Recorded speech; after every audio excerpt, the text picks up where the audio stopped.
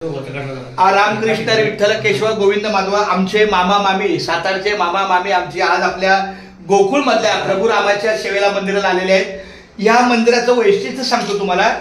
ह्या प्रत्येकाच्या मंदिराच्या पायथ्याला जेव्हा मूर्ती स्थापन केली, इथं प्रस्थापित केली, आपल्या लिखाणाचा सार्थ ज्ञानेश्वरीचं पहिलं पण ह्याच्या खाली आहे, पंचरत्न संत हरिपाठाचं पहिलं पण ह्याच्या खाली आहे, तुकाराम गाथाचं पण ह्याच्या हाताखाली आहे आणि भगवद्गीतेचं पण ह्याच्या खाली आहे। म्हणजे प्रत्येक ते बोलले तुम्ही काय देणार दान, म्हणजे आमचं दान म्हणजे लिखाण।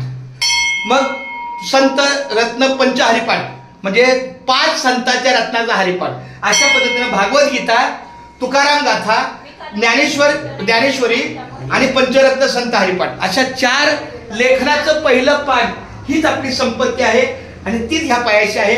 अशा या 2022ला जेव्हा 2024ला जेव्हा आपलं अयोध्येला राम मंदिर नव्यानं 550 वर्षांनी प्राप्त झालं, त्यानंतर इथं रामाचं मंदिर आपल्याला उभारण्यात आलेलं आहे। खूप खूप धन्यवाद। आमच्या शब्दाला मान देऊन, माझ्या शब्दाला मान देऊन रामकृष्ण हरी रामकृष्ण हरी राम फोटो काढायचा होता।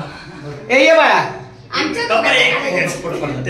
म्हणजे मला हाकलून देतो थोडं बाबा, काय किती तुझे तरी मला माझे मामा मामी पाहिजे। हे दर्शन नाही घेत बाळा, हो रात्रभर दर्शन घेतलं। इतक्या देवाचे दर्शन घेतले आता मला माहिती आहे मंदिर हे टाळा घे ना।